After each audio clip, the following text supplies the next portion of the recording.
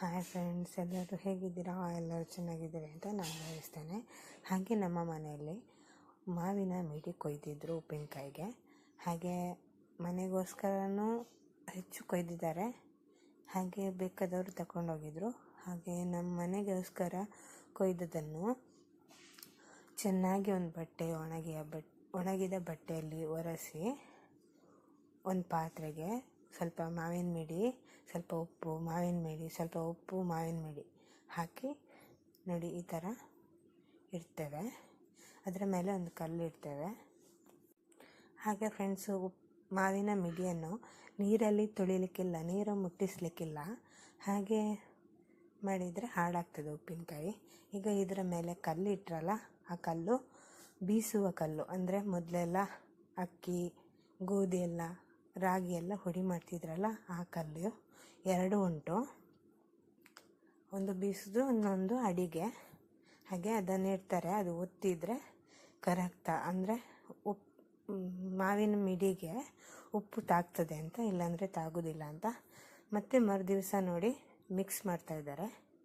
ಅದು ಉಪ್ಪು ಮತ್ತು ಮಾವಿನ ಮಿಡಿ ಚೆನ್ನಾಗಿ ಮಿಕ್ಸ್ ಆಗಬೇಕಲ್ಲ. ಹಾಗೆ ಮುಚ್ಚಳ ತೆಗೆದು, ಕಲ್ಲು ತೆಗೆದು ಚೆನ್ನಾಗಿ ಮಿಕ್ಸ್ ಮಾಡಿ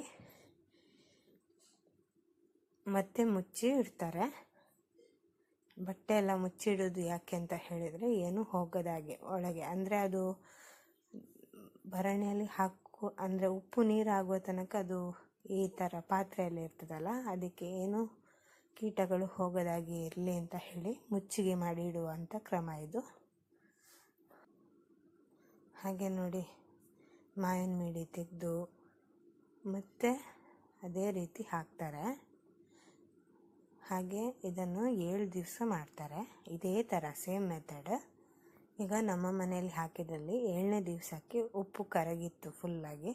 ಹಾಗೆ ನೋಡಿ, ಈಗ ಉಪ್ಪೆಲ್ಲ ಕರಗಿದೆ, ಮಾವಿನ ಮಿಡಿ ಕೂಡ ಚಿರಿಂಟಿ ಹೋಗಿದೆ ಉಪ್ಪಿನಲ್ಲಿ ಮಿಕ್ಸ್ ಆಗಿ. ಹಾಗೆ ಅದನ್ನೆಲ್ಲ ತೆಗೆದು ಈಗ ನೀರನ್ನು ಕುದಿಸ್ತಾರೆ. ಒಂದು ಚೆರಿಗೆಗೆ, ಅಂದರೆ ಒಂದು ಕುದಿಯುವ ಪಾತ್ರೆಗೆ ಹಾಕಿ ಕುದಿಸಿ ನಂತರ ಮಾಡೋದು. ನೋಡಿ, ಮಾವಿನ ಮಿಡಿಯನ್ನು ತೆಗೆದು ಒಂದು ಬಟ್ಟೆಯಲ್ಲಿ ಒಂದು ಕ್ರಾಸ್ ಆಗಿ, ಅಂದರೆ ಕೋರೆ ಅಂತ ಹೇಳ್ತಾರೆ, ಆ ರೀತಿ ಇಟ್ಟು ಉಪ್ಪಿನ ನೀರು ಕೆಳಗೆ ಇಳಿಯುವ ಹಾಗೆ ಒಂದು ಪಾತ್ರೆ ಕೂಡ ಇಟ್ಟು ಹಾಗೆ ಮಾಡ್ತಾ ಇದ್ದಾರೆ. ಈಗ ಒಂದು ಕುದಿಸುವ ಪಾತ್ರೆಗೆ ಒಂದು ಬಟ್ಟೆ ಕಟ್ಟಿ ಉಪ್ಪು ನೀರಾದದನ್ನು ಸೋಸ್ತಾರೆ.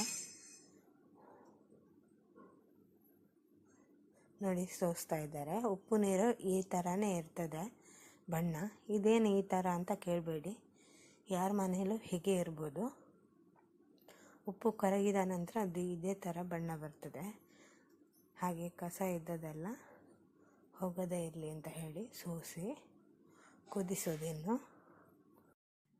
ಎಲ್ಲ ಸೋಸಿ ಆಯಿತು. ಈಗ ಒಂದು ಒಲೆಯಲ್ಲಿ ಉಪ್ಪಿನ ನೀರನ್ನು ಒಂದು ಪಾತ್ರೆಯಲ್ಲಿ ಹಾಕಿ ಕುದಿಲಿಕ್ಕೆ ಇಡ್ತಾ ಇದ್ದೇವೆ. ಒಲೆ ಉರಿಸ್ಕೊಳ್ತಾ ಇದ್ದೇವೆ. ನೋಡಿ, ಅದೀಗ ಕುದಿ ಬಂದು ಉಪ್ಪು ಕರಗಿ ಹೋದರೆ ಸಾಕು. ಈಗ ಒಲೆಯಲ್ಲಿ ಕರಗಿದ ನಂತರ ಅದನ್ನು ಮತ್ತೆ ಕೆಳಗೆ ಇಳಿಸಿ ಬಿಡ್ತೇವೆ. ಪೂರ್ತಿ ತಣ್ಣಗೆ ಆಗಬೇಕು ಉಪ್ಪು ನೀರು. ಸಂಜೆ ಅಷ್ಟೊತ್ತಿಗೆ ಉಪ್ಪು ನೀರು ಮತ್ತು ಮೆಣಸಿನ ಹುಡಿ, ಸಾಸಿವೆ ಹುಡಿ ಎಲ್ಲ ಮಿಕ್ಸ್ ಮಾಡಿ ಉಪ್ಪಿನಕಾಯಿ ಮಾಡ್ಬೋದು. ಹಾಗೆ ನೋಡಿ, ಸಂಜೆಗಾಗುವ ತಣ್ಣಗೆ ಆಗಿತ್ತು. ಈಗ 1 ಕಪ್ಪು ಮೆಣಸಿನ ಹುಡಿಗೆ ಅರ್ಧ ಕಪ್ಪು ಸಾಸಿವೆ ಹುಡಿ, ಹಾಗೆ ಮೆಜರ್ಮೆಂಟ್ ತಗೊಂಡು ಉಪ್ಪು ನೀರು ಸೇರಿಸಿ ಗ್ರೈಂಡರಲ್ಲಿ ಮಿಕ್ಸ್ ಮಾಡ್ತಾ ಇದ್ದೇವೆ.